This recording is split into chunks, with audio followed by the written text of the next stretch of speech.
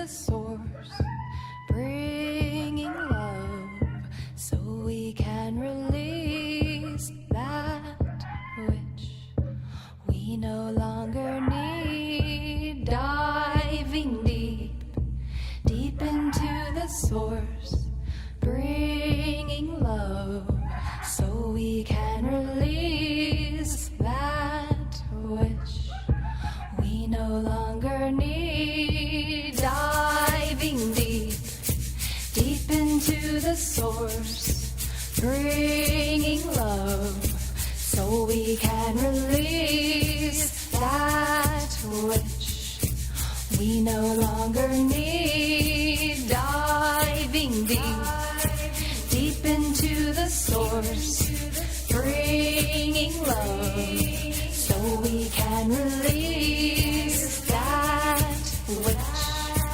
we no longer need. Diving deep, deep into the source, bringing love so we can release that which we no longer need. Diving deep, deep into the source, bringing love so we can release that which we no longer need.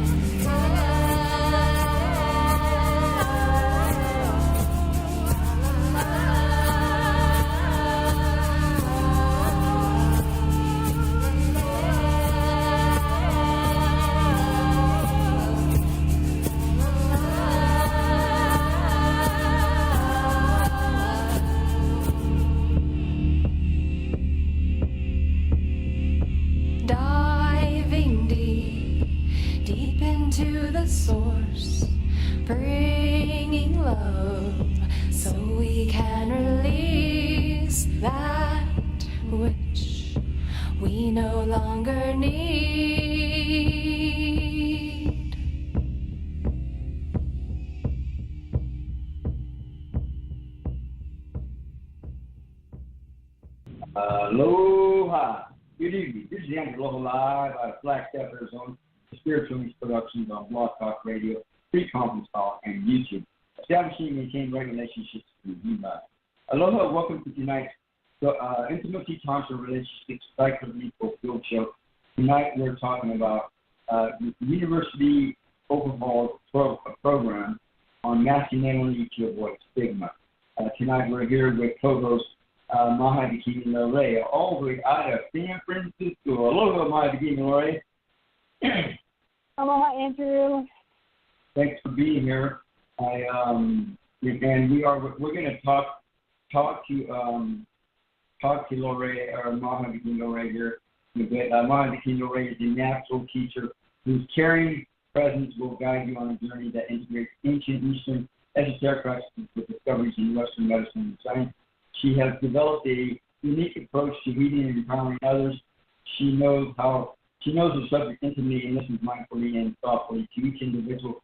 Her teaching style is a dynamic and intuitive integrating experience in yoga, metaphysics, and personal growth.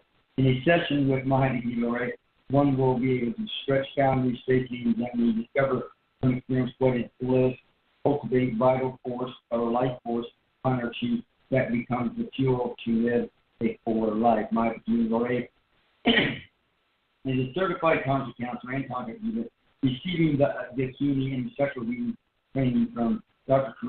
Corinna Clark, Paula Tarantola, and Deborah Anapold, Dr. Deborah Anapold, and recently became a certified mind sound teacher. She is also a graduate of Marvel year-long guidance Tantra facilitating program. She is a current member of the American Association of Sex Educators, Counseling Therapists Club, as well as a charter member of ASEP, the Association of Sexual Energy Professionals, and regularly attends trainings and conferences to speak her for the latest research and information on the realm of mind, body, spirit. For more information on Maha Dakini Lorae, you can go to www.mahadakini.com and you can check it out. Now, Andrew Lowe, myself, and I are a executive producer of Spiritual News Productions, whose mission, goal, purpose is to establish and maintain relationships in the body, to simplify to others right, healthy relations with ourselves and with each other. All of us have been counseling, coaching, mentoring for over 15 years. The astrology readings we do are a Western esoteric style of tradition, Western astrology being more of a personality or lower ego-based style, while the esoteric readings are more soul to life purpose-based, with the dates for the latter being Psychically right, past, present, and future are covered in both styles, while the whole reading is done with the psychic movement as well. We're going to come back and talk to you guys about the University of Austin overhauling its programming so that they can avoid a stigma around masculinity. In the meantime, we're going to give a big aloha to all of our underwriters that help make this show happen from week to week, month to the year, beginning with a 90-day Ascension journey at www.90dayascensionjourney.com. When you sign up for the 90-day Ascension journey, you will be facilitated with defining and redefining your soul through life purpose. You will be assisted with finding out what Ascension means to you. Understand you will be provided with tools, techniques, and systems to empower you to connect and reconnect with yourself, your emotions, and feelings in your mind, body, and spirit. Through a universal soul center process, you will be going through a lifelong transformation that will allow you to move forward with your endeavors and never look back or forget. And for those of you that are interested, I wrote the book version of this a few years ago, and you can go to my website, spiritualnewsproduction.com, and purchase it there. Or you can purchase it on Amazon or Kindle. And right now I have it on sale for 99 cents. I don't know how long I'm going to have it on sale for that, but you can go check it out today. Right now. Then we also have a Novate at www.spiritualnewsproductions.novate.com. Novate being a French word, ANOOVITE, with over 25,000 scientific papers published on philosophy, 90-day guarantee, winners of helping people's source of work, price over. Novate focuses on helping people with weight loss, anti-aging, heart disease, diabetes, depression, high blood pressure, asthma, allergies, rheumatoid arthritis, inflammation, gout, lupus, fibromyalgia, Crohn's disease, cancer, ulcers, polio virus, chronic infections, digestive disorders, Alzheimer's disease, autoimmune disease, sinus gland, mental clarity, maintenance and protection of the immune system, synthesis and repair of the RNA, DNA, much more. And then we also have Maha Dakini Lorae at www.mahadakini.com. Maha Dakini Lorae's life and personal journey exploring sexuality and spirituality for over 20 years. She's a certified conscious counselor and conscious and a certified mind style teacher. Maha Dakini Lorae is also a director of Margot Non, Theron, Skydance, Conscious Facilitating Program, as well as a current member of the American Association of Sex Educators for Counseling and Separate Club, and a charter member of the Association of Sexual Energy Professionals. She regularly attends trainings and conferences to keep current with the latest research and information on sex education. And finally, we do have Revitalized Biogenic Technologies at www.revitalizedbiogenic.com. Born out of the Soviet space industry, Revitalized Biogenic Technology is the product of 30 years and billions of dollars of Russian research. Is believed brings about more of the science that water tech and together in one product than any other water available today. The well-defined purple crystal-shaped water enables rapid absorption and usefulness by our cells. Thus, the increased osmotic drive increased by entering the water with a high amplitude frequency assists cells with a healthier foundation for nutrient uptake and releasing toxins and releases that speeds up the delivery of nutrients into the cells and potentially increasing the immunity.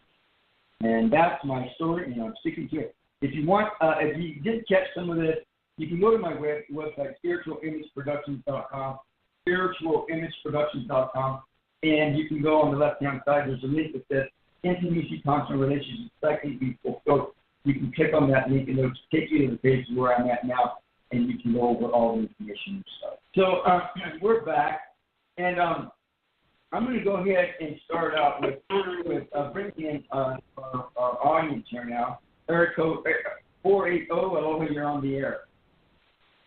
Hello? Yes. What's your name? How did you hear about us, and where are you located at? My name is Trisha. I'm from New Mexico. Okay. And how did you hear about it, Trisha? Oh, Blog Talk. Blog Talk. Now, did you have something to tell us, or were you looking for a reading or something, or what is it that you're asking? Yeah, I was looking for a reading. Tonight we're talking about relationships, and if you want to, I do the psychic show the third Friday of every month, so you can come back then for a free reading, or if you need something, if there's something pressing, you can call me, and you can confirm a reading, and we can do an hour. I can give you a special reading, a 1-hour reading for $75 if you want to do something on that level. Okay? Okay. Thank you. Thank you. Aloha. Aloha. Oh, and Andrew, I don't know if you're on a speaker or whatever. It sounds like you're far away, like when you were earlier when you were saying you couldn't hear me. It's kind of like tin-canny. I was going to ask you, can you hear me better now? That's way better, yes. Thank you. So I think that the audio is actually coming from my speaker instead of my phone. Anyhow, we're going to go forward. Earlier we were talking, and Maha Dakini Lorae and myself and I, and we were talking about different subject matters, and then the topic of masculinity came up in reference to University of Texas in Austin, where they had a program. Go ahead. What's that? All right. So let me preface this because you're going to speak about the specific, but why I go that I was reading up is because of the climate of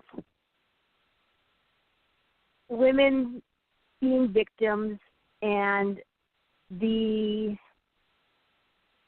a certain faction kind of saying that women are crazy and that these things aren't really happening. So the latest that was in the news was Cavanaugh.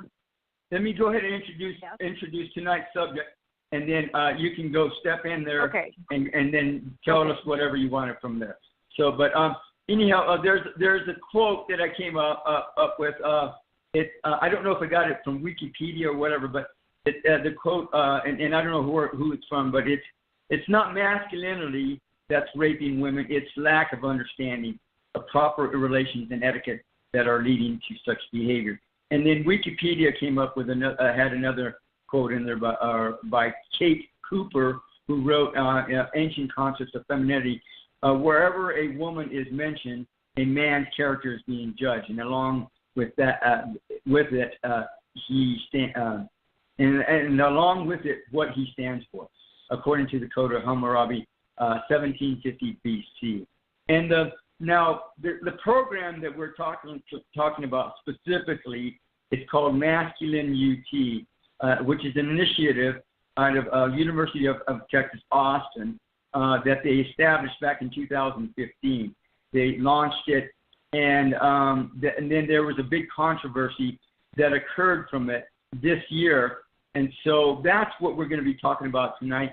We'll give you an introduction to it, and I'll give you some and there's a lot of pros and cons of this program, and so I think there's a lot that needs to be discussed about this if they're going to continue with this program or initiative. So go ahead. What is it that you wanted to introduce concerning this program? All right. So when I'm not working, I'm on the net and I'm reading, and I'm wondering what are the influences that are happening, the news that are affecting people. So one of the issues that was happening recently was the appointment or of Judge Cavanaugh, and then him being sworn in to be a Supreme Court judge. A lot of the controversy was around an accusation that when he was younger, that a woman came forward, I think her name was Christina Ford, I'm not quite sure, saying that at a party she was accosted by him. It wasn't a rape, but he felt threatened, and the biggest thing that stood out in her mind, and she went on later to become she was laughed at. So there was a lot of, again, I don't know the dynamics of how this came about and everything else, but it did. She testified. She was very clear. She was, she couldn't remember. She didn't know. But what she did know was that this happened to her. Okay, so are we referring to masculinity? Or what is it? Well, hang on. So what happens is that this guy, the Judge Cavanaugh, his testimony, he was crazy. He was emotional. He was vindictive. He was challenging. And just on that basis alone, should this man be on the Supreme Court? Whether it doesn't matter whether he did this or not, just by his very testimony and other things that were brought up that he was not truthful, does this man deserve to be on the Supreme Court? So dealing with masculinity, going with this issue that we're going to be discussing is, what is this entitlement that men seem, in general, I'm speaking generalizations, but it happens a lot, that men are entitled to power, that men are entitled to victimize women, do things without their consent, violate them, whether it's emotionally, physically, sexually. Men in general have the power in our cultures, and they've had the power for thousands of years. Okay. When they are confronted on it, there's a backlash. And there was, I don't know if you happened to see that TED Talk that I sent in that email that I gave you. Yeah, I listened to that. I was, and there was actually something that came out of that was very useful for this presentation for tonight. Now, right, and I just listened to it again. So part of what Jackson Katz is saying, and it was really interesting that this talk was given on the TED Talks in 2012. We're in what year?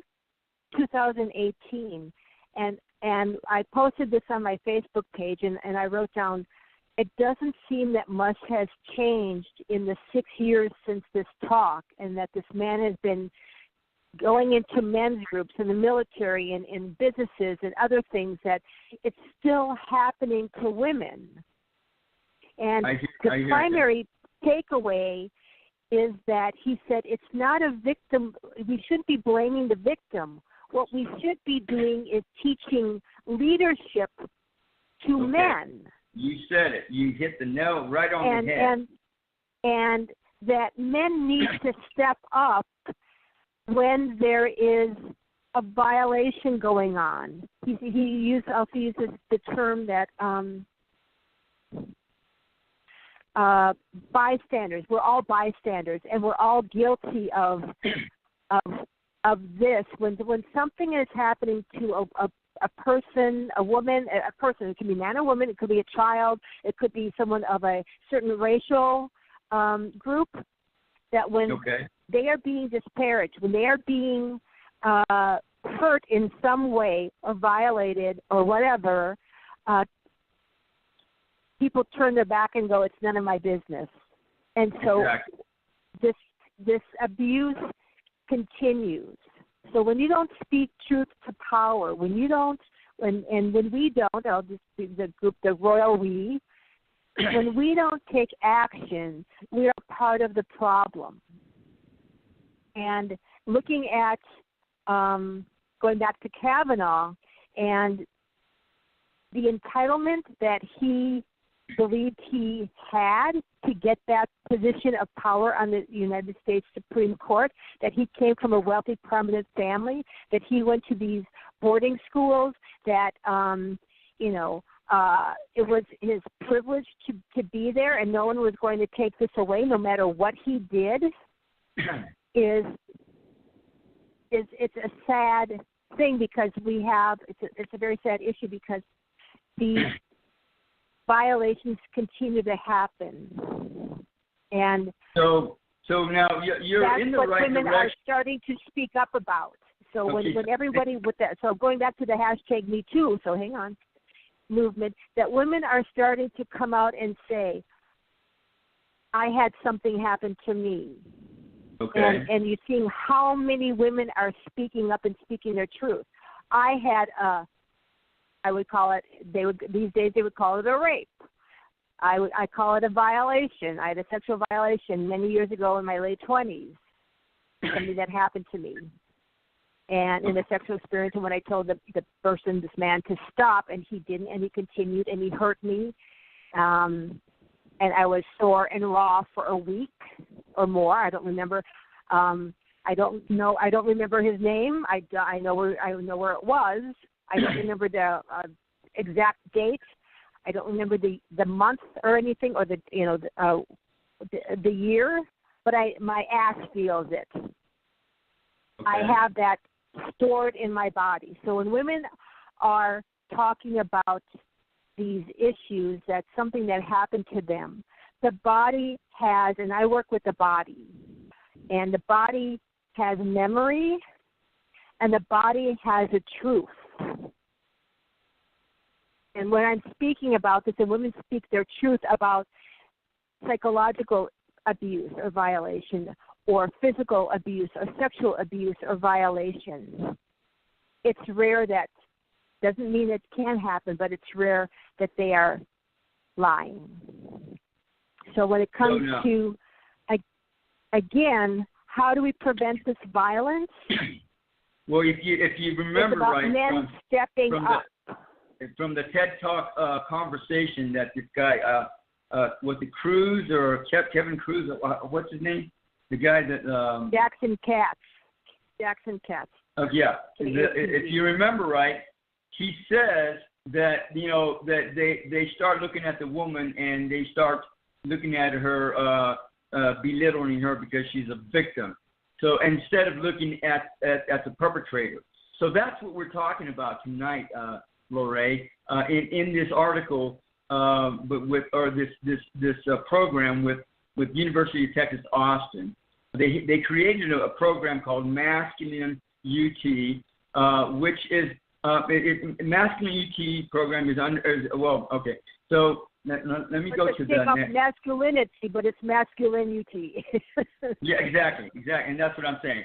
The program, which began in 2015, differs from campus efforts that typically serve women who have been assaulted or abused. Men who statistically are more likely than women to be the perpetrators of violence are often left out of discussions about how to remedy the problem, said Christopher G. Bronson, Associate Vice President for Student Affairs and Director of the Counseling and Mental Health Center at University of Texas Austin, from this article called U.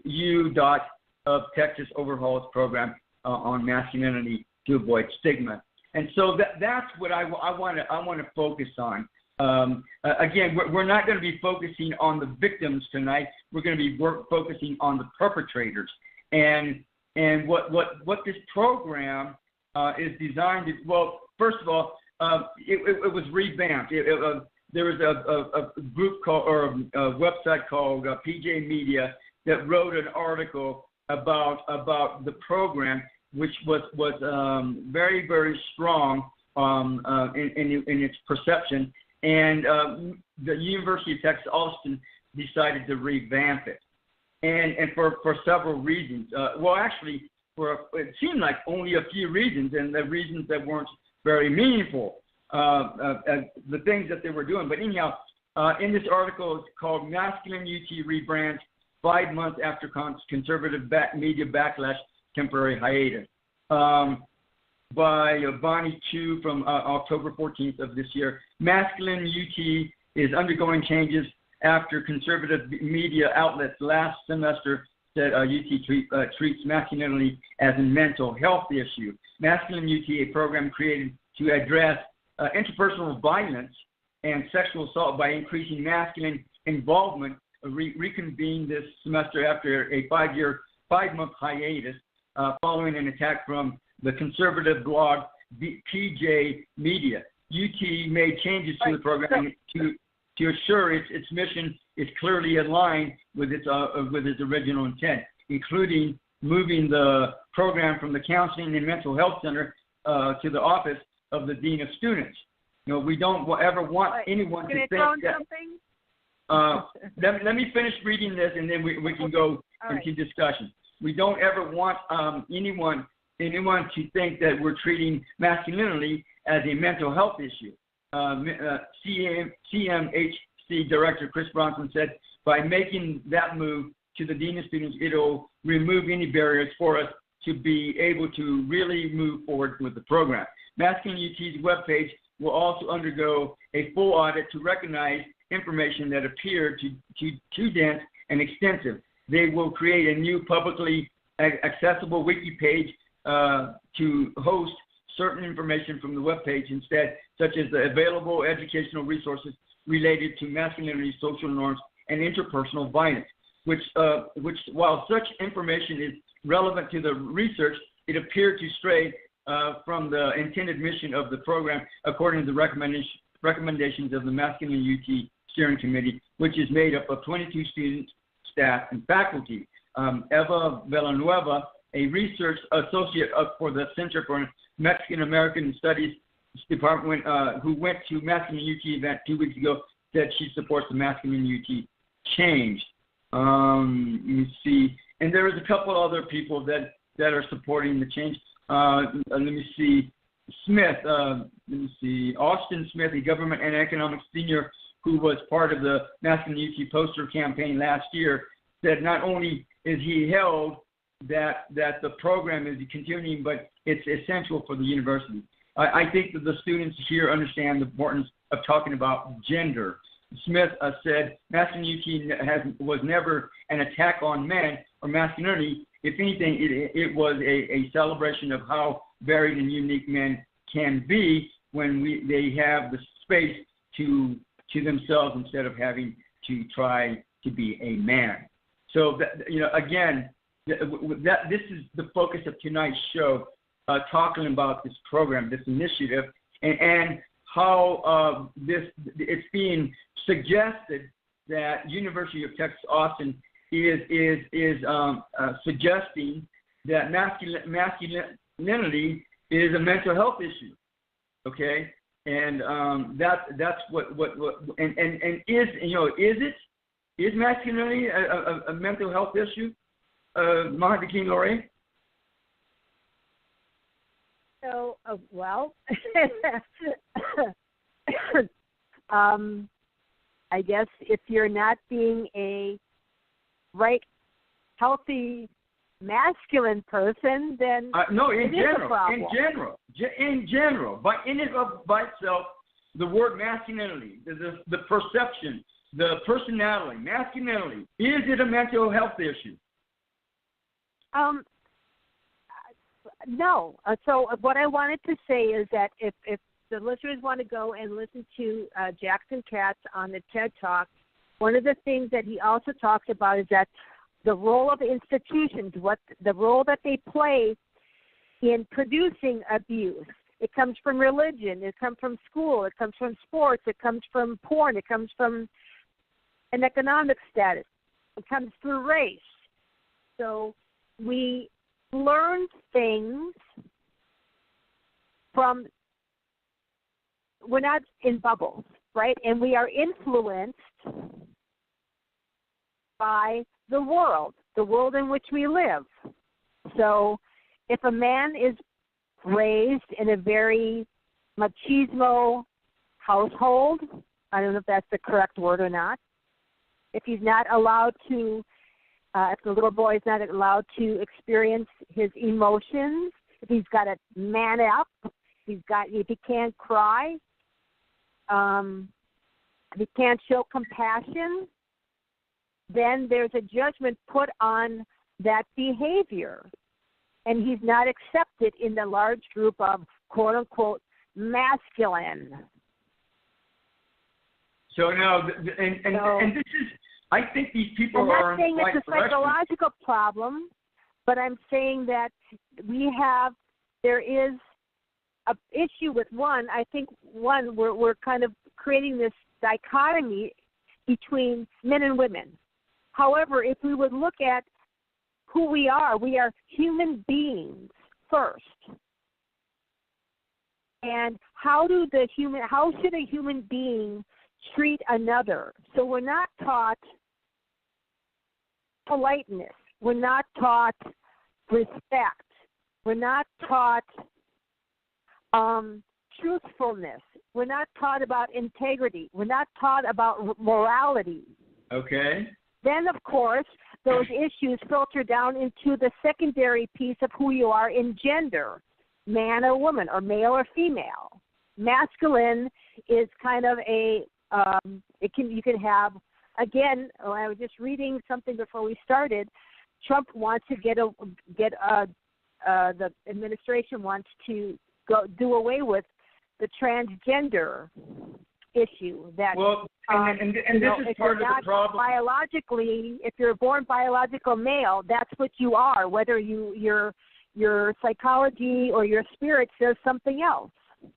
Well, okay. So this is part of the problem with this program, the Masculine UT program. That they launched a campaign, a poster campaign, showing a guy where they draw a dress on him, and basically they're promoting or support promoting being gay. I think is the situation. And on I don't know. I didn't see that. Exactly, and that's why I'm saying all this is that the Masculine UT program is looking to reduce the amount of inner violence with men. Okay, they want to sensitize men to their emotions and feelings, and this is the exact thing that this guy Katz was talking about in TED Talk. It's basically a sensitivity program for men to be desensitized to violence is what they're wanting to do, and I think it's also, and they don't really say it. They don't really say it, but it's a program to support people being gay, and I think the PJ media goes over that really well. Now, and also the other thing that they do, they don't even define masculinity. I went through most of all their information, and not one. And I several articles. We're talking about their articles, of their recommendations, their survey, all kinds of stuff. They don't even define masculinity in a good way. Maybe they somewhat define it, and in any of their definition, any of their talk, they don't even mention the word masculine as being confident. Okay, so there was a lot of and they were saying, masculinity doesn't belong in the mental health issue place, and that's because of the way these people at UT Austin are treating this whole situation. No, I think it was.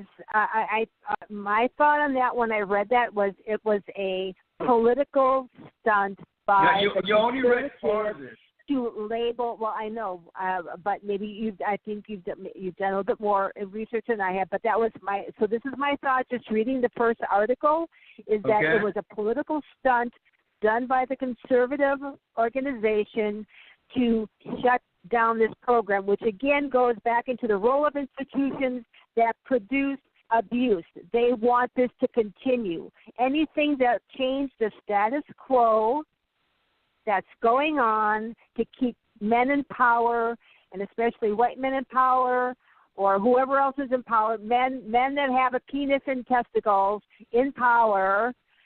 If you're doing anything to rock the boat, got to stop it. You got to nip it in the bud. That was my thought when I read that. So it wouldn't matter if they had it on the football field. They would have come up with some kind of excuse, some kind of thing saying that it's they're degrading the sanctity of the football field by having the class there on the football field. They're just another thing to shut this program down. When it comes to, if you put it in the sense of raising men's consciousness, that may be what they should have had instead. Not with the UT meaning University of Texas. But how do you raise men's consciousness? If a man sees something going on, somebody like hurting a little animal, would you just walk by and, not stop that person? If you see somebody holding up a bank, will you just walk by and not bother to call the police? If you see an accident and somebody's hurt, do you just drive by? That's raising consciousness. And we are here, and going back to my first statement, Maha that Dakini all Lorae. human beings on this planet are here. That is the idea behind our program, is to help raise consciousness. Exactly. And you said it earlier when we started the show. And has to do it. And this guy from Cat from TED Talk hit it right on the head. Leadership. This should be a leadership program, not a sensitivity program. And that's where the problem lies. And that's why it's in the mental maybe you health. should write to them and I've already tried to talk to them, and they don't want to listen. So let them do what they're going to do. So that's the way that story goes. So here's another thing. If you look at who we have as running our country right now, who we voted, I didn't vote him into office, but however he got voted into office, the person who is running our country, is he really doing good leadership? Exactly. That conscious human being to awaken other people for the good?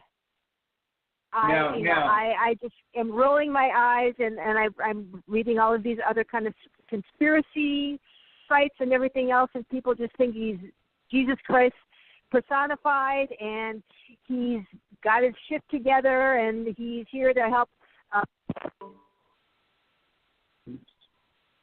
Anyhow, I don't know what happened to Maha Dakini Lorae, but something happened to her.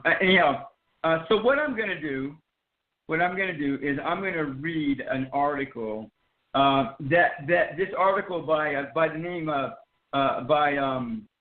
John Hawkins back in May, which caused these people to revamp their program. Again, I think they got the right idea, but they're in the wrong direction, and they want to defuse or desensitize people to violence, which means okay. Yeah, I know. I noticed you Sorry went away, about that. Anyhow, so they want to desensitize people to violence, and that does belong in the mental health center. And not only that, but if they put this program in the mental health center, they'll probably get better funding, which is probably why they did that to begin with. So, but again, it needs to be a leadership force, which doesn't belong in the mental health center. It belongs in the office of the deans, which is where they had a committee. Now, if you look at the committee is formed by 22 staff, students, and personnel. And if you look at who's in charge, now get this. This is the masculinity program taught by women. How does that work? Do they even know what it takes to be a man? I have no idea. But anyhow, the steering committee. Maybe women, maybe men don't want to show up. And let me finish. Well, that could be like true, with everything else. Men don't want to show up. The masculine, well, maybe with good reason, the way this is being directed, the Masculine UT Steering Committee is chaired by Carol J.D. But I don't know if she's a doctor or not, but anyhow, about Carol A. Longoria. And then the president for Student Affairs and Dean of Students is Sonesia Regents Lilly. So again, this program is being directed by women taught to teach men how to be men. And yet they have this poster campaign last year where there's this guy that has a dress drawn on his body to emphasize the support of being gay. Do gay people know how to be masculine? Well, maybe they do to some extent another. I don't know. But do they truly know how to be masculine? I don't know. This guy, and I'm going to read this by John Hawkins. He writes in this article called UT-Austin Masculine UT. Ad campaign treats masculinity as a mental illness. At the University of Texas, Austin, the Counseling and Mental Health Center has discovered a terrible new scourge afflicting men, masculinity. There are a number of horrific symptoms of this mental health center disaster, according to UT Austin: rape, violence, and binge drinking, just to name a few. There is also a talk about how awful it is that masculine men are competitive, are not emotional enough, and are way too aggressive. And then it goes on to talk about all this stuff, and then he says, but the person in the first, and again, this is referring to the campaign from last year, but the person in the first poster taught us that masculinity means androgyny or androgyny, someone that is both masculine and feminine. This person mistaken in his definition of masculinity? Is this person mistaken in his definition of masculinity? And again, he's talking about this poster with this guy who looks gay to begin with and has a dress drawn on him. What is UT Austin really teaching here? Here's one more, yes, it's real poster, which accidentally gets to the root of this campaign. This campaign was designed by people who do not like men. Again, women are in charge of this whole initiative. Maybe they're feminists, lesbians, or soy boys who have a negative impression of masculinity because they never felt like they measured up. But mentally healthy people are not this horrified and frightened by masculinity, not at all. In fact, if you are terrified of masculine behavior, it wouldn't be a bad idea to work through it in a therapist's office. Just one, not one on the campus of University of Texas Austin, apparently. Let me inject the truth that it's entirely lacking in this program. Men don't need to be more like women. The more like women they become, the more unhappy they will feel, likely feel. As a general rule, the more feminine a man is, the less other men will like him. The less women will like him, and the less he will like himself. Some men who fall short of masculine ideas either give up or internalize the idea that masculinity is bad. or I'm not like those jerks, rather than undergo the difficult work of becoming more masculine. Anyhow, but of course, masculine doesn't mean jerk. Jerk means jerk. And lashing out at masculinity because you feel left out makes you the jerk. Other men will listen to this man hate dressed up with psychobabble that the University of Texas at Austin is pumping out, and will come to the conclusion that being less masculine will help them get laid. That is a false conclusion. For all the rhetoric you hear to the contrary, women prefer masculine men. Absolutely they do. In the real world, guys who think they're going to benefit with women by being less masculine almost inevitably run into a very different reality. If women wanted to be with women, they'd be lesbian. Absolutely.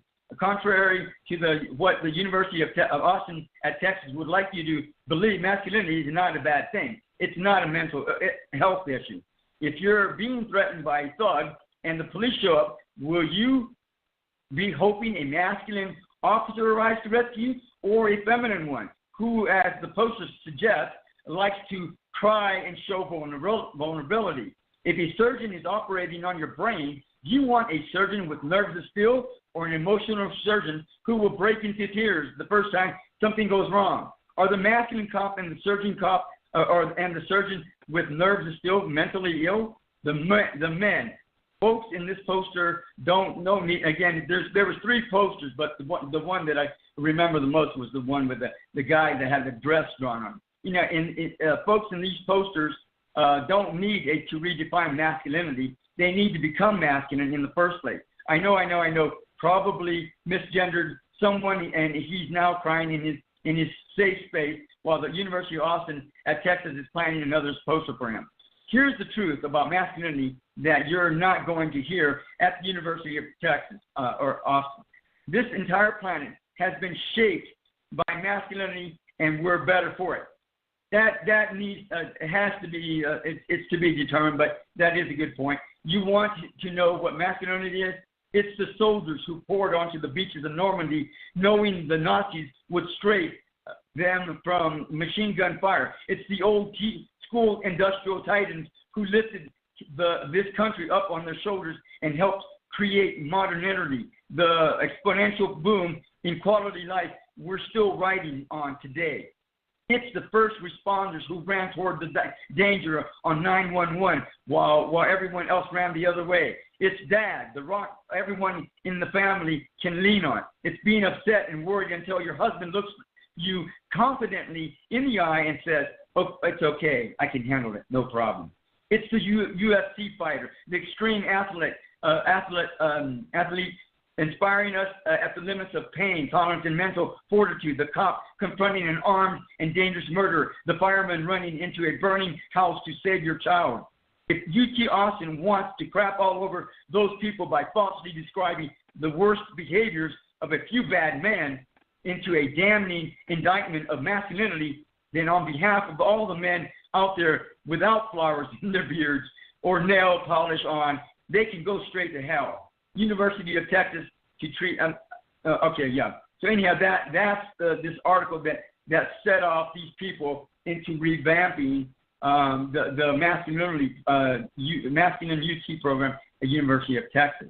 So now, and just for the hell of it, I went back and I said, do these people really define masculinity? And I went, and I think they kind of half-assed did it, but I went ahead and got some definitions by the Wikipedia. In an important sense, masculinity. In an important sense, there is only one complete unblushing. Now, this was way out there. Wikipedia states this in its masculinity definition. In an important sense, there is only one complete unblushing male in America: a young, married, white, urban, northern, heterosexual, Protestant, father of college education, fully employed, or good complexion, weight and height, and a recent record in sports. That's masculine? Come on. There is some evidence of masculinity undergoing, and again, this is by Wikipedia, undergoing shift in the contemporary social landscape, characteristic of present-day masculinity in men's willingness to counter stereotypes. regardless of age or nationality, men more frequently rank good health, a harmonious family life, and a good relationship with their spouse or partner as important to their quality of life. Now, my definition of masculinity goes like this. Masculinity can be described as a healthy, well-defined, established, educated, confident, self-empowered, role model person, character, or hero that commands respect, courage, support, risk, self-sacrifice, service, productivity, creativity, appreciation, wisdom, and knowledge with and in their intentions, along with actions, words, and deeds. And then that masculinity can also be considered a breadwinner, an educated person, sports-oriented person, in good health, husband, fully employed person, good weight and height, heterosexual, confident person in their power, leader, teacher, and wives. And then, and again, going back to the TED Talks, Jackson Cass, violence against women, it's a man's issue. He mentions the word sensitivity versus leadership. There's a difference. You know, you're coming into connection with your emotions and feelings versus learning how to be a role model, which is the hardest way to lead. There's a difference between sensitivity training and leadership training. Jackson Cass in violence against women, it's a men's issue, says it says it best. Doesn't need sensitivity training. He needs leadership training, and that's what I think schools all across the country, the college students, and even the grade school students. There is a woman. I don't know if you came across that or not, Maha Dakini Lorae, but there is a woman by the name, a third grade teacher out of California who teaches people, and this is going into the area of consent. A lot of this stuff that has to do with stalking, with rape, with sexual assault, has to do with consent, lack of understanding and knowledge and knowing what consent is. And she teaches these students about consent without ever having to touch any of them. And if you, I believe if you go to, and it'll probably be on the YouTube video. If you go on the Blog Talk Radio, there's a whole outline of how to work and deal with consent at the third grade level. Third grade level, this woman is talking about consent and teaches these students about consent. And how much harder can it be to teach college students and high school students about consent? What do you think about that, Maha Dakini Lorae? Well, you said a lot, so I don't know if you want to take a break because we're going up on the hour. Well, let's do that, and then you can tell me what you think about this, and you can contemplate it. A lot because my phone slipped off, and you got into a whole thing that I wasn't part of, and but I just want to give some feedback, and then I want to talk about the consent thing as well. Okay, so we're going to play a song called Kali Bola by Daniel Paul from his album Elephant Prayers. We're going to send out love, blessings, healings, angels, and light and love to all the masculine people out there, whether they be men or women or in between. And, of course, to you, Maha Dakini Lorae, and myself and all our family and friends and places of residence, vehicles, to the President of the United States. Oh, my God, that guy needs to go. And all his entourage, his family and friends, to all the kids and animals, the plants on the planet, especially the ones that need concern. Anyone you want to add to that, Maha Dakini Lorae? No, we're good. Okay. To everyone else who need concern, we will be back. Kali Bolo by Daniel Paul from his album Elephant Prayers.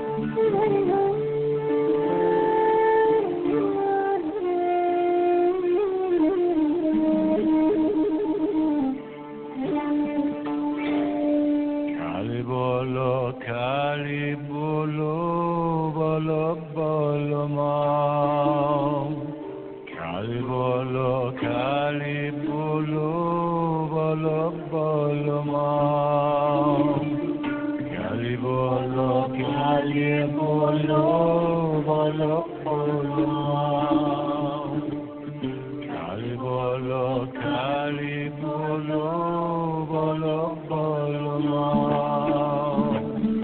Kali bolo bolo bolo ma.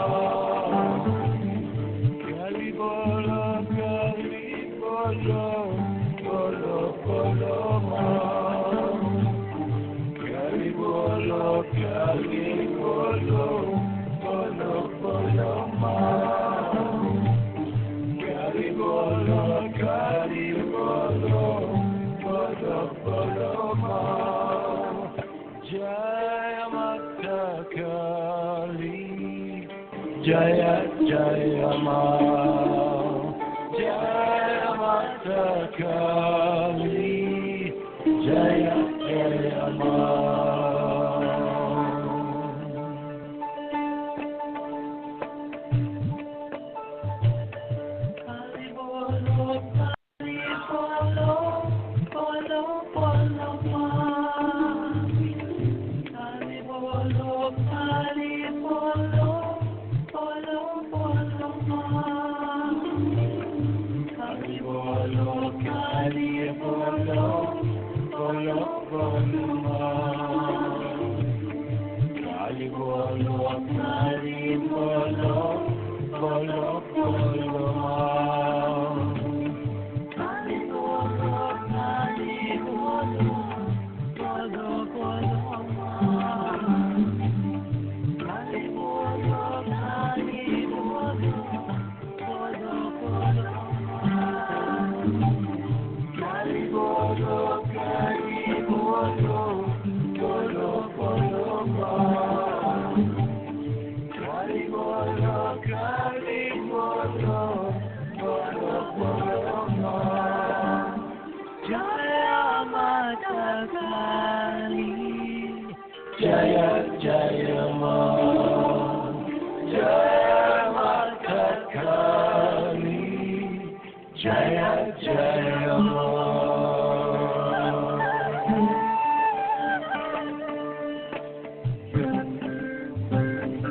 Kali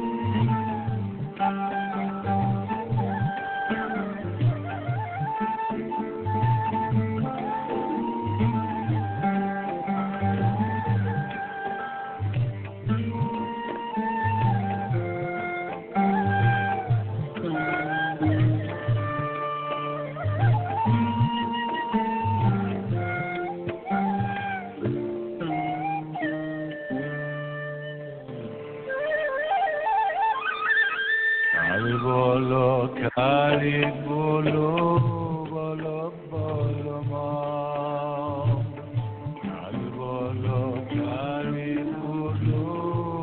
bolo bolo ma.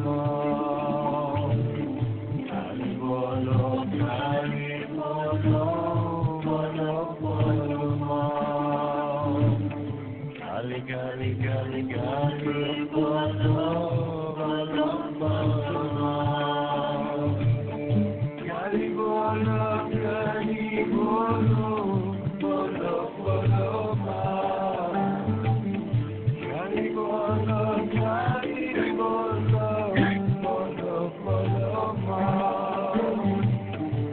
Kali bolo bolo bolo ma. Kali bolo bolo bolo ma.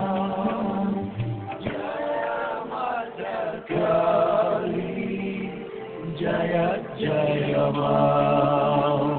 Jaya Mata Kali, Jaya Jaya Ma. Jaya Jaya Ma. Jaya Jaya Ma.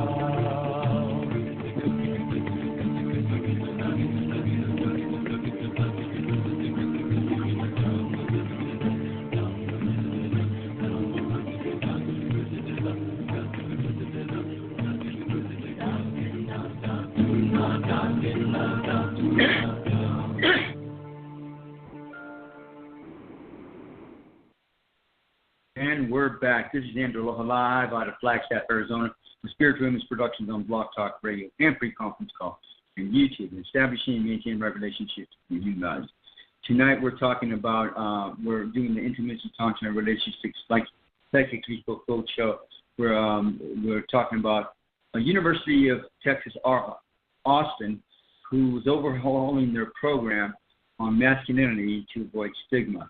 And so we've talked about how they've been treating according to various articles and perceptions, they've been treating masculinity as a mental health issue, where they're looking to diffuse or minimize violence, inner violence with men, which is referring to, in my opinion, something that has to do with mental health issues, which is, again, when earlier, Maha Dakini Lorae mentioned earlier about needing leadership programming, and this is not a leadership program. This is more a sensitivity program, and something needs to be changed.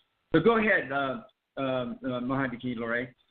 Okay, so when you were going through your talking about, I don't know whose slant it was of what you were reading about defining masculine. What popped into my head was the Chinese symbol of the yin and the yang. And what we have in our culture is a total imbalance of the yang or / masculine energy. And when it goes out of the balance, it goes into, those healthy things of masculinity, which is leadership, which is action, which is intellect, which is breaking things down, analyzing, understanding, education, goes into action of aggression into violence, violence into destruction. We are out of balance in our masculine energy. And the young boys have not been taught through healthy leadership the qualities of a balanced masculine. In yoga and in the Chinese philosophy, they talk about we have each energy within us, the Ida and the Pingala, or the yin and the yang. Men, the culture is so overly developed into the masculine. It's about, the guy was talking about defending. We don't need to defend if we haven't done diplomacy.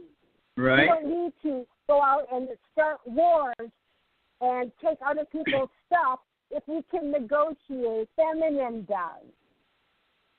Okay. And the feminine has the yin. If you just talk about energy, it has nothing to do with gender, male or female, penis or vagina. It has to do with these energies. There's a picture under that first article of where Piers Morgan was kind of getting down on Daniel Craig because he's in public. It says that he was emasculated because he's carrying his infant daughter in a little sling, and he's out and about with her. And, is that considered masculine or not? That's totally masculine. That's the healthy, I'll put out, healthy masculine. A man who is nurturing and supportive and caring of his child and wanting to bond and send love to that little infant and bring it up in I think it's a daughter. Yes, it's his daughter. In a healthy way. Like I said, what the far right is trying to do is putting this spin on masculine and trying to keep the status quo because they don't want that power structure being degraded. They're afraid, and that is not a healthy masculine.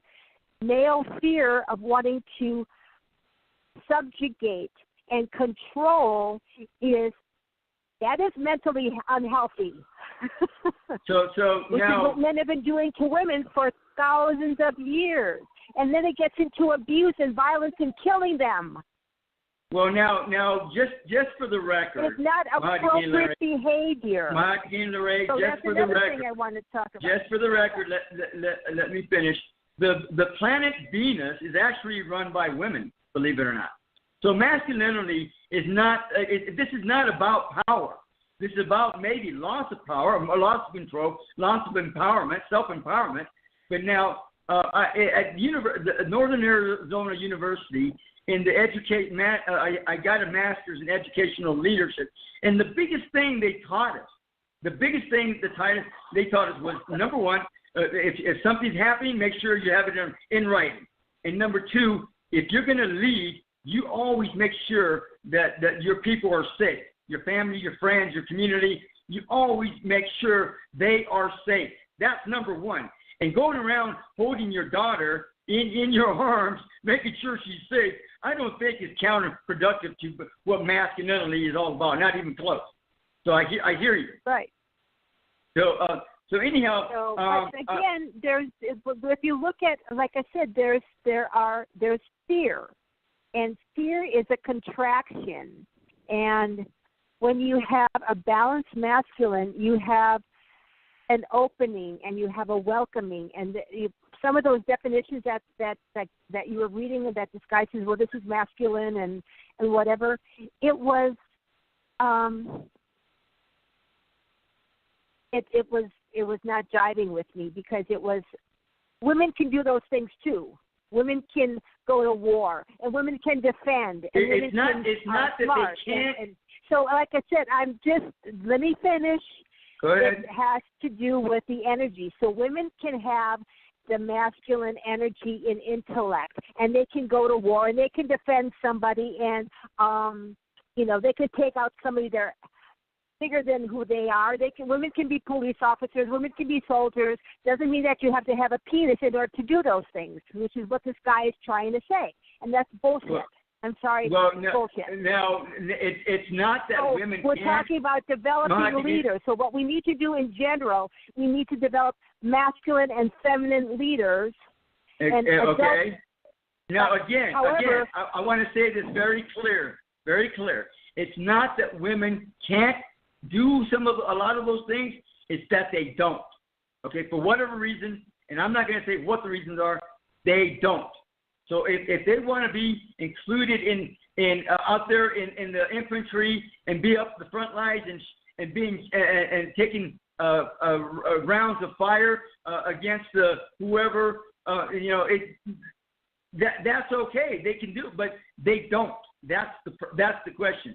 Now, what I really want to there's a couple things that I want to go over. Why is there this high incidence of sexual abuse in the military? Again, we're not. Men don't feel women can do that. I want to focus on the perpetrators, not the victims, for tonight. And now I want to say. Just saying. So those are the perpetrators. The men in the military are afraid that women are going to take over their job, that they're going to show them up. Oh, I don't know about that, but the same type of that energy. could be a possibility. So this group, they had a committee over the summer that went and to revamp this masculine UT program. And you know what they it was beyond me. It's being run by women. They want to desensitize men to violence, and then the biggest changes they wanted to make had to do with the website and hiring a staff person to come in and support them in everything that they're doing and do all this stuff. This person and the job posting is no longer available. It's deleted.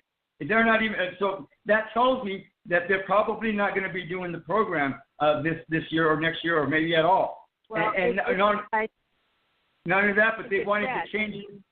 They wanted to change the name of the program. They want to keep the name of the program instead of change it. And now the one thing that I thought that was big, was really positive, was that they're moving it from the mental health center to the students of the dean's program or department or something like that. So anyhow, that was fine. Now, one of the things again and you started with this earlier, we talked about leadership and in terms of what leadership really is. And so I went ahead and got several definitions of, let me see, how is masculinity defined? And I've just got to find it. Okay, hang on a second. I want to define leadership, and I think it's very clear. And again, I think you're right. We need either more leadership programs or leadership programs that are more in alignment with right, healthy relationships and not BS stuff, you know? So, you see, what is a leader? According to Kevin Cruz from the article, let me see. There's an article that this guy was mentioning. Anyhow, while you're looking, let me kind of throw out what I'm kind of thinking. So a leader is someone who inspires people, who brings out the best in the people who look up to him or her. Okay, good. Now, according to Kevin Cruz from Forbes, I found this article. I can't remember, but you can find it there if you want. So anyhow, he wrote this article, and he says that leadership is a process of social influence, which maximizes the efforts of others towards the achievement of a goal. Kevin Cruz, who is founder of LeadX.org and a New York Times bestselling author of booking, including Employee Engagement 2.0, blah, blah, blah. Anyhow, he says in this article, they state that Bill Gates' version of leadership is, as we look ahead into the next century, leaders will be those who empower others. I thought that was a good section, but it's still, I don't think they go enough. They go far enough.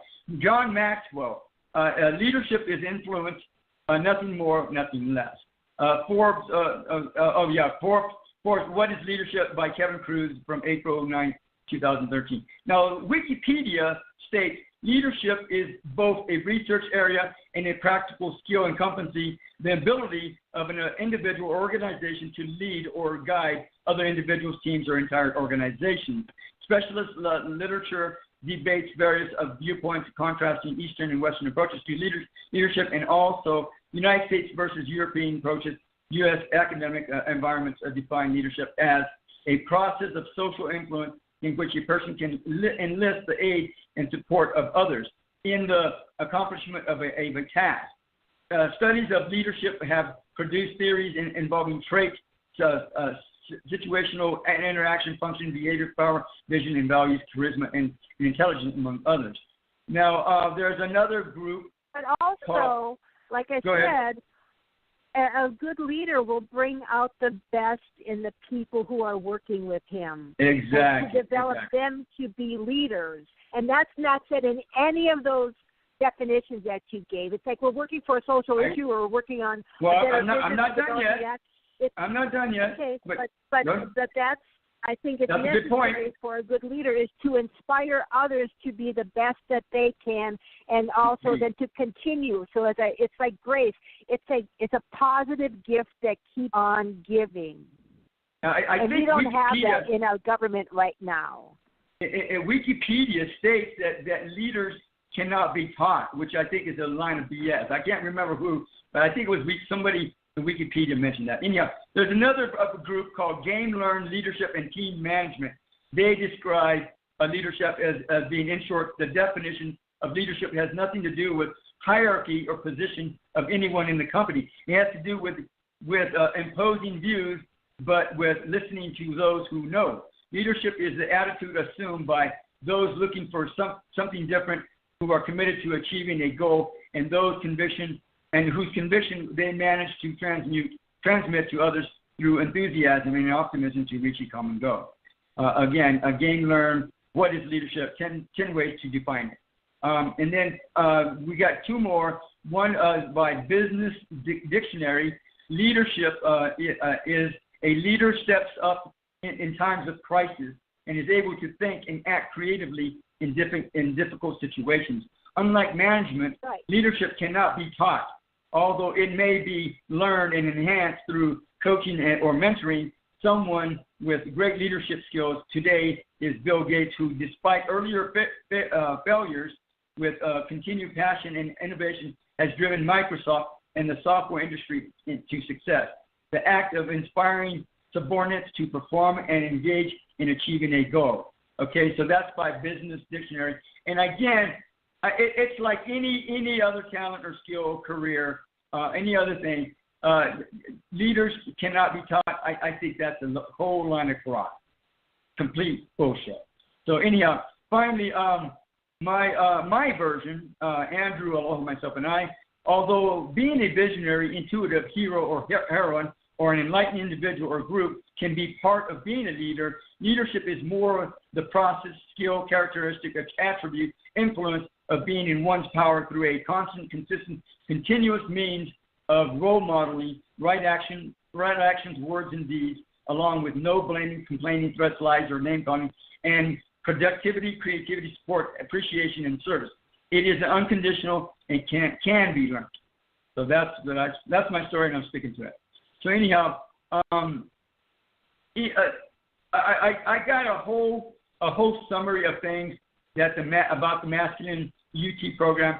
So if there's something else you want to say real quick, then I'm going to go ahead and regurgitate this. Well, we were going to talk about consent of that teacher, and I think there's some things, and if you want to finish with that, because she is talking about appropriate behavior. I kind of exactly having a little pause. It's essential. So if you really think about what's going on in our society these days, you don't have parents teaching their children manners, teaching them about right and wrong. My thought, and I could be really wrong with this, but this younger generation is going to be a generation of little sociopaths and narcissists.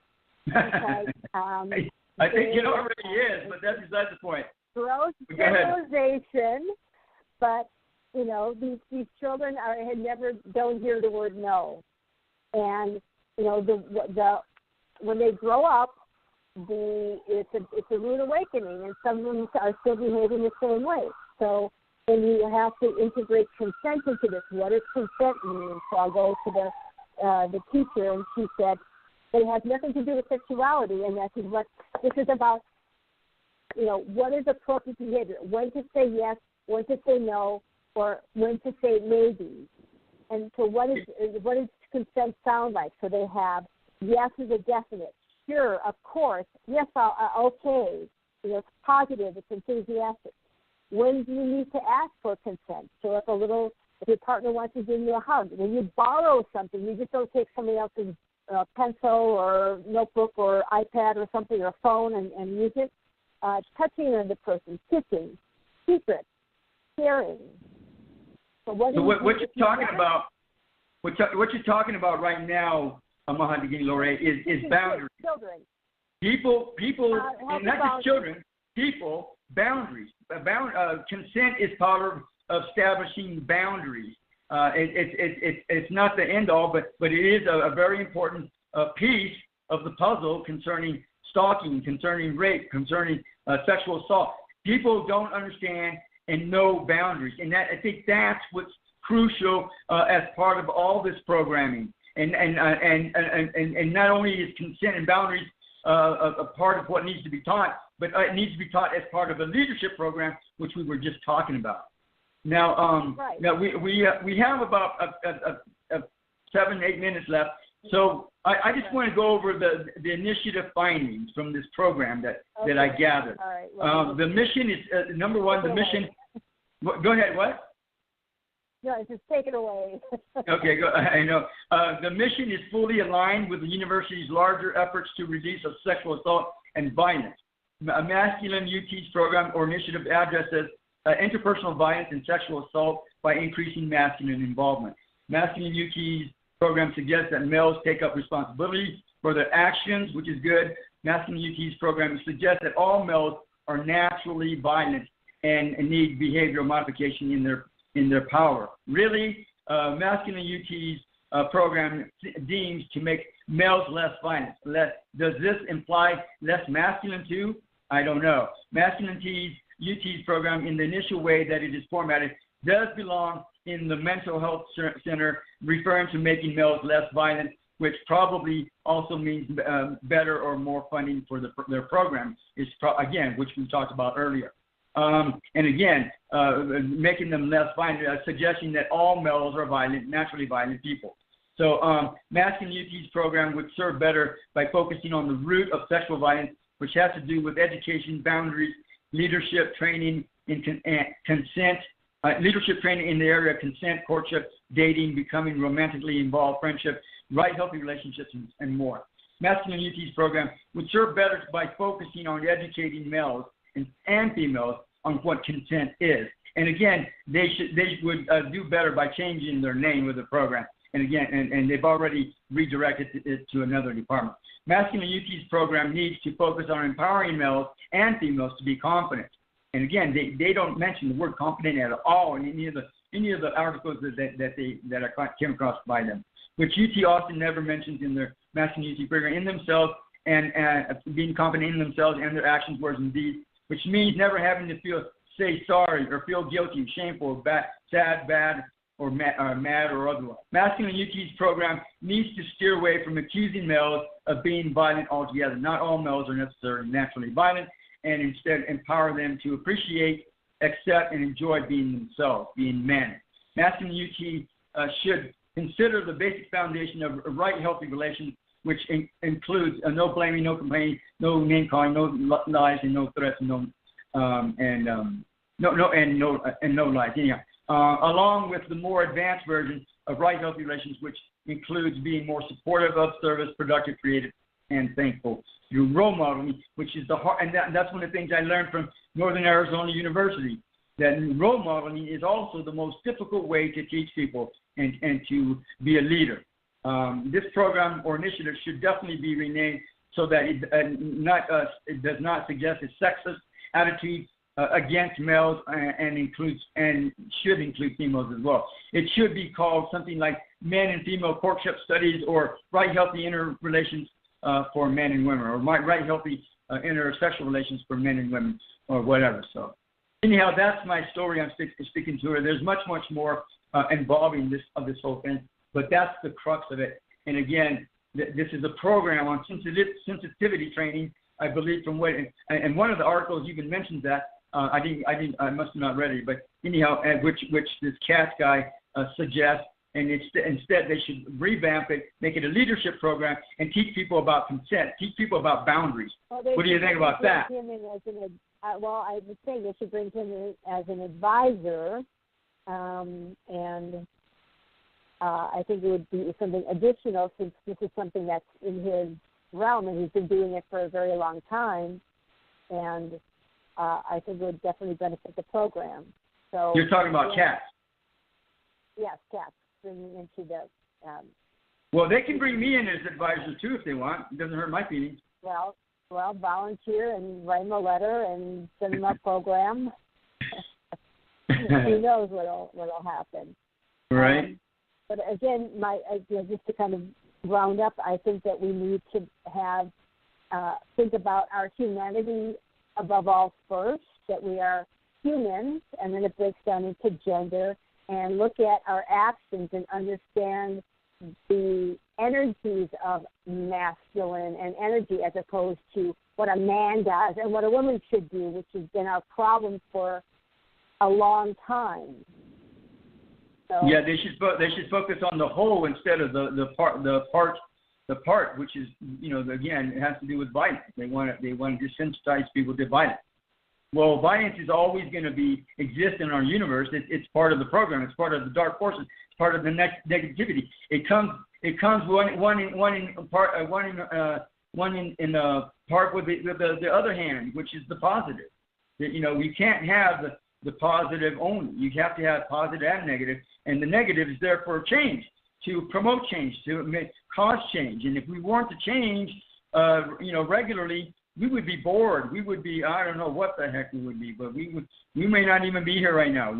There would be all kinds of weird stuff going on if everything was just feminine or everything was just positive. Well, or as masculine. I said, we don't need to swing all the way over to the opposite. We need to come closer to the middle. And there needs to be a balance, absolutely. yes, to have these energies balanced and to understand men, living up to their potential as men and what that means, and women living up to their potential as women rather than running around and feeling victimized and afraid and always on alert, because that's not healthy either. Reading some of these articles, I have to say that in my life I have to really honor my soul for my life hasn't been easy, but that I do not have these energies that most of the feminine these women carry. I don't walk out of my house and think that I'm going to be raped. I don't have to watch where I'm going. I put myself in situations that when I go home, my mother's like, tell me where you're going because I want to make sure. And I'm like, I lived 60-some years and I'm fine. I made it through this long. Thank you for caring about me, but right. Well, stuff happens, but it's like when you live in that environment of fear, that's what you attract. Would you agree with that statement, right? So a lot of these women are just perpetuating. They haven't learned how to break out of that cycle of fear, that they're just drawing that energy to them of victimization and violation and etc. So exactly. These women need to think like leaders instead of victims. If they were to think like leaders, they probably would never have been raped to begin with. So they need to come out of their the opposite of like the yin is the yin energy of the extreme is complacency and non-action and that fear and stuckness and things, as opposed to their strong sense of feminine. And again, there's this dichotomy that takes place between when women are starting to do that, there's a backlash against the men who feel insecure. So we're trying to fix that right now. We're in this process of exploration, and it's an exciting time, but it's also a really very interesting time. If a person was instilled with strong feminine and masculine energies, with strong feminine and masculine attributes and characteristics, that person would be a leader, believe it or not. Yeah? Don't you think? Possibly. Possibly? That's as good as it gets? Possibly? What? All right. I want to thank. Right. I want to thank you, Maha Dakini Lorae, for coming on tonight's show. All of you for stopping by. Have a God-Goddess week. Be the love that you are, always have been, and always will be. Aloha.